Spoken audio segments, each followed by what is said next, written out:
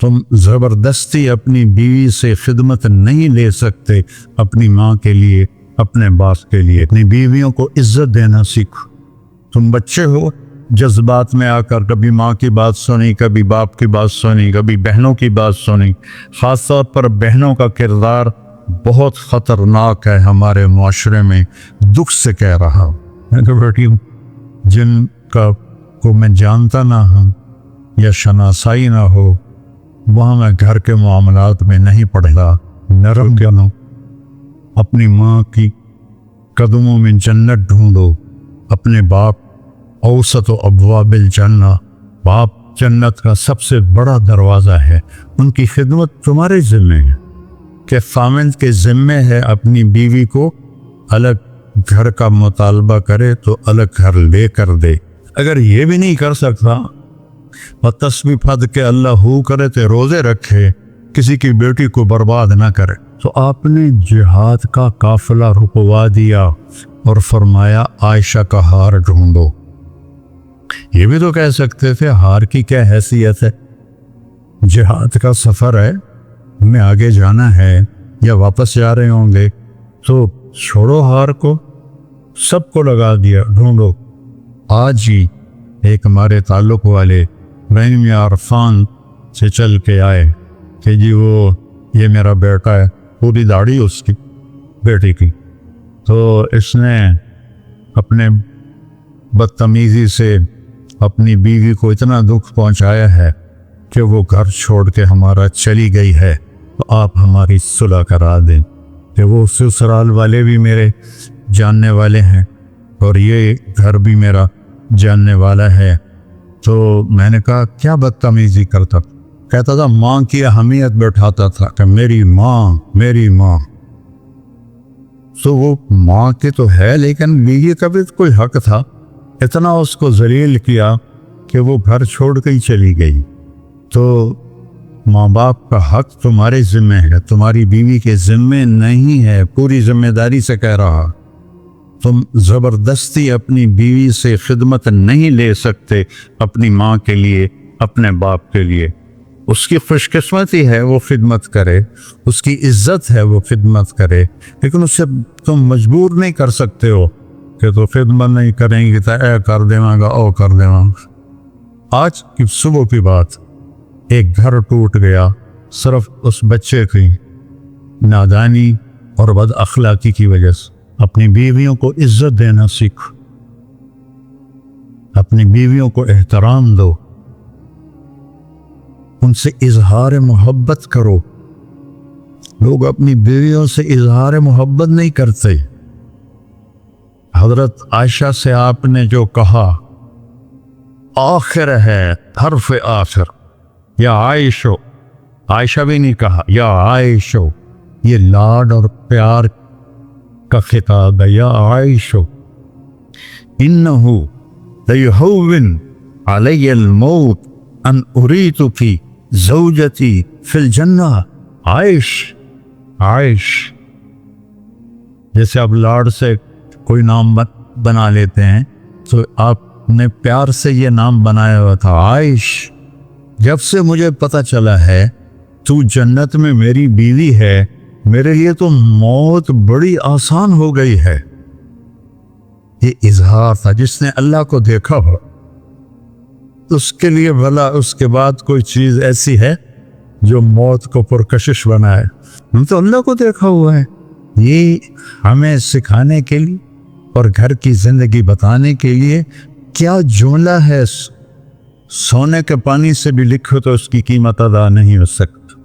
مجھے تو مرنا ہی آسان ہو گیا ہے جب سے پتہ چلا تو جنت میں میری بیوی ہے۔ تو اظہار محبت کرو اپنی بیویوں سے۔ کوئی اچھے کپڑے پہنے، تعریف کرو، بہت اچھی لگ رہی، کھانا پکا کے لائے، ماشاءاللہ تو بہت بڑھیا کھانا بنایا ہے۔ حکیم ڈاکٹر عبدالحی صاحب حضرت تھانوی کے خلیفہ ایک مرید کے گھر کھانا کھانے گئے، کو کھانا بڑا پسند آیا تو انہوں نے اپنے مرید سے پوچھا کس نے پکایا ہے؟ باجی میری بیگم نے پکایا۔ کہ اسے بلاؤ۔ وہ آ گئی، کہنے لگے بیٹی آپ کے ہاتھ کا کھانا کھایا، بہت بڑھیا تھا، بہت مہربانی. تو اس نے زاروں قطار رونا شروع کر دیا زور زور سے. تو ڈاکٹر صاحب رحمہ اللہ نے فرمایا بیٹی رونے کی کیا بات ہے, میں نے تو کوئی ایسی بات نہیں کہی. کہ نہیں حضرت میں اس پہ نہیں رو رہی, میں اس پہ رو رہی ہوں کہ یہ جو آپ کے مریض بیٹھے ہیں میں 30 سال سے ان کے گھر میں ہوں, 30 سال سے انہوں نے کبھی ایک دفعہ مجھے نہیں کہا کہ تو نے کھانا اچھا بنایا ہے, ایک دفعہ بھی نہیں کہا. ہم سیرت بھول گئے ہیں, سیرت بھول گئے ہیں. پھر یہ جو ہماری جوائنٹ فیملی ہے سسٹم, یہ پہلے بہت اچھا تھا جب عزت احترام کا سب کا اپنے اپنی جگہ پہ تھا. اب تعلیم نے ہر چیز اتھل پتھل کر دی ہے اور اس سوشل میڈیا نے ہر چیز کو تباہ و برباد کر دیا ہے. تو اب یہ ایک وبال جان بن گیا ہے, ایک مصیبت بن گیا ہے.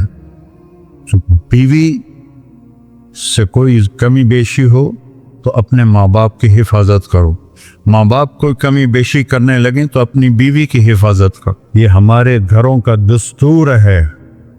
تو تم بچے ہو, جذبات میں آ کر کبھی ماں کی بات سنی, کبھی باپ کی بات سنی, کبھی بہنوں کی بات سنی. خاص طور پر بہنوں کا کردار بہت خطرناک ہے ہمارے معاشرے میں, دکھ سے کہہ رہا ہوں. ویسے کان بھرتی ہیں. پھر وہ ایک بیچاری لڑکی اپنے بھائی کے ساتھ ایک ٹوٹا ہوا موٹر سائیکل, اس پہ وہاڑی سے چل کے آئے, وہاڑی سے دونوں بہن بھائی آئے. کہا جی آپ سے بات کرنی ہے, میرا خامند ہے, اس کی بہنیں میری شکایتیں لگاتی ہیں اور وہ میری پٹائی شروع کر دیتا ہے. مجھ سے پوچھتا ہی نہیں ہے کہ بات کیا ہے, مجھے مارنا شروع کر دیتا ہے. آپ کے بیان بڑے سنتا ہے, آپ اس کو سمجھا دیں تھوڑا. میں تو بیٹی جن کا کو میں جانتا نہ ہوں یا شناسائی نہ ہو وہاں میں گھر کے معاملات میں نہیں پڑتا, چونکہ سننے والے کے دل میں جب تک میری بات کا وزن نہیں ہوگا وہ میری بات کو لے گا نہیں. نرم بنو, اپنی ماں کی قدموں میں جنت ڈھونڈو. اپنے باپ اوسط و ابواب الجنہ, باپ جنت کا سب سے بڑا دروازہ ہے. ان کی خدمت تمہارے ذمہ ہے, ماں کی خدمت تمہارے ذمہ ہے, باپ کی خدمت تمہارے ذمہ ہے. اس لیے فقہا نے لکھا ہے کہ خامند کے ذمہ ہے اپنی بیوی کو الگ گھر کا مطالبہ کرے تو الگ گھر لے کر دے, نہیں لے سکتا تو گھر کا ایک پورشن اس کے لیے الگ کرے. یہ بھی نہیں کر سکتا تو ایک کمرہ, ایک ٹوائلٹ, ایک کچن, یہ اس آنے والی بچی کا حق کے فرض ہے. اگر یہ بھی نہیں کر سکتا وہ تسبیح پڑھ کے اللہ ہو کرے تو روزے رکھے, کسی کی بیٹی کو برباد نہ کرے, اپنے آپ کو نمایاں کرو. میرے نبی جہاد کے سفر میں ہیں, جہاد کے سفر میں ہیں. اور جب سفر شروع ہونے لگا اور اماں عائشہ اونٹ پہ بیٹھ گئیں تو دیکھا تو گلے کا ہار کوئی نہیں تھا. کہنے لگی یا رسول اللہ میرا تو ہار گم ہو گیا, اور مانگ کے لائی تھی اپنی بہن حضرت اسما کا ہار تھا, وہ لے کر آئی تھی کہ میں سفر پہ جا رہی ہوں تو مجھے دے دو, تو مجھے تو پہلے ہار ڈھونڈ کے دیں. تو آپ نے جہاد کا قافلہ رکوا دیا اور فرمایا عائشہ کا ہار ڈھونڈو. یہ بھی تو کہہ سکتے تھے ہار کی کیا حیثیت ہے, جہاد کا سفر ہے, ہمیں آگے جانا ہے یا واپس جا رہے ہوں گے تو چھوڑو ہار کو, سب کو لگا دیا ڈھونڈو. وہ عصر کے قریب سفر تھا تو وہ مغرب ہو گئی, مغرب عشاء کٹھی پڑھ لی, سفر میں تھے اور پانی ختم ہو گیا, اور فجر کا وقت داخل ہو گیا اور پانی کوئی نہیں. اب سارے لوگوں نے ابو بکر رضی اللہ تعالیٰ عنہ کو تانے دینے شروع کیے, ابو بکر تیری بیٹی کی وجہ سے آج ہماری نماز قضا ہو گئی, پانی کوئی نہیں, وضو کیسے کریں, وضو نہیں کریں گے نماز کیسے ہوگی. تو ابو بکر رضی اللہ عنہ غصے میں آئے حضرت عائشہ کے خیمے میں, تو اللہ کے نبی آپ کی گود میں سر رکھے ہوئے سو رہے تھے. وہ تو باپ تھے, اب وہ بول بھی نہیں سکتے, اللہ کے نبی سوئے ہوئے ہیں تو اپنا چہرہ بنا رہے ہیں. اور ایسے کرتے کرتے نہیں رہ سکے، ایک انگلی یہاں ماری زور سے ایسے، تو عائشہ ایسے ہو گئی، انہیں پھر انگلی ماری، پھر وہ ایسے ہو گئیں کہ کہیں اللہ کے نبی میری حرکت سے جاگ نہ جائیں۔ تو تھوڑی دیر کے بعد آپ کی آنکھ کھلی تو حضرت عائشہ نے کہا یا رسول اللہ سارے لوگ پریشان ہیں، پانی کوئی نہیں ہے، اب کیا کریں؟ تو اللہ تعالیٰ نے تیمم کی آیات اتار دی، فتیمموا صعیدا طیبا۔ تیمم کبھی کسی امت کو نہیں ملا۔ اس رات حضرت عائشہ کے ہار کے گم ہونے کی برکت سے سفر منقطع ہوا، پانی ختم ہوا، اور تیمم اللہ نے امت کو قیامت تک کے لیے دے دیا۔ جب یہ آیات اللہ کے نبی نے باہر نکل کے سکھائیں، اب سارے کہنے لگے ابو بکر تمہارے گھر کی کیا بات ہے، تمہاری برکت سے تو امت کو کیا کچھ ملا ہے، تمہارے گھر کے کیا کہنے۔ جب دن چڑھا تو حضرت عائشہ نے کہا یا رسول اللہ ہار کو چھوڑیں، اب آگے چلتے ہیں۔ تو پھر آپ نے کہا چلو بھائی۔ جب اونٹنی کو اٹھایا تو وہ ہار اونٹنی کے نیچے گیا پڑا تھا، وہ ہار بھی مل گیا۔ اتنی دلداری میرے نبی نے کی۔ بچوں، میں یہ نہ سنوں کہ میرا کوئی شاگرد اپنی بیوی کے ساتھ بدتمیز ہے، یا اپنے ماں باپ کا دل دکھاتا ہے، یا اپنے بہن بھائیوں سے لڑتا ہے۔ پیچھے ہٹ جاؤ، اپنے خون کے رشتوں سے لڑو نہیں، پیچھے ہٹ جاؤ۔ جو بھی اس کے لیے سودا کرنا پڑے کر دو، لیکن جھگڑے میں نہ پڑو، پیچھے ہٹ جاؤ۔ اللہ تمہیں نوازے گا وہاں سے جہاں سے تمہارا وہم و گمان بھی نہیں۔ اور نماز کی عادت ڈالو۔ ایک نماز ہے جو ہم پڑھتے ہیں، وہ نماز نہیں کہہ رہا ہوں، فَإِذَا فَرَغْتَ فَانْصَبْ، نصب گڑ جانا۔ جیسے یہ بوتل ہے نا، یہ یہاں آ کے گڑی تو نہیں لیکن ایسے کھڑی ہے، تو اللہ کہہ رہا ہے فَانْصَبْ، ایسے جیسے لکڑی کو ٹھوکا جاتا ہے نا زمین میں، اور کچھ اس کا حصہ اندر چلا جاتا ہے اور اوپر والا ایسے ہو جاتا ہے، تو نماز کے لیے ایسے کھڑے ہو۔ ایسے عبداللہ بن زبیر پر حجاج حملے کر رہا تھا اور وہ حرم میں نماز پڑھتے، کوئی پتھر یہاں سے گزرتا، کوئی یہاں سے گزرتا، کوئی یہاں سے گزرتا، اور ان کے جسم میں ایسے بھی نہیں ہوتا تھا، ایسے اتنے اطمینان سے نماز۔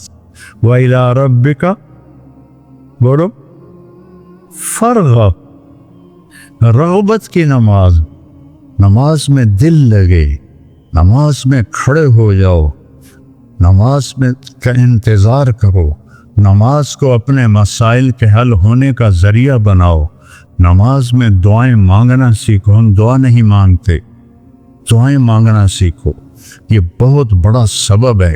اسباب ظاہریہ اختیار کرو اور نماز کو سب سے بڑا سبب بناؤ۔ اذا حزبہ امر فزع الی الصلاۃ، جب کوئی مشکل آتی تھی آپ نماز پڑھتے تھے، جب کوئی مشکل آتی تھی آپ نماز پڑھتے تھے۔ 3 دن گزر گئے، کھانے کو کچھ نہیں ملا، تو حضرت عائشہ سے کہنے لگے چلو آج میں اللہ سے جا کے بات کرتا ہوں۔ مسجد میں گئے، نفل شروع کر دی، ایک ستون کے پیچھے 2 نفل پڑھتے، پھر سلام پھیر کے دوسرا ستون اللہ اکبر، پھر سلام پھیرا تیسرا ستون اللہ اکبر، پڑھے جا رہے ہیں۔ اتنے میں حضرت عثمان آئے، اما جان اللہ کے نبی کہاں ہیں؟ ان کا 3 دن سے فاقہ تھا، اللہ سے مانگنے گئے، تو زاروں قطار رونے لگے، مجھے کیوں نہ کہا، عبد الرحمن بن عوف کو کیوں نہ کہا، ثابت بن قیس کو کیوں نہ کہا، یہ سارے مالدار تھے۔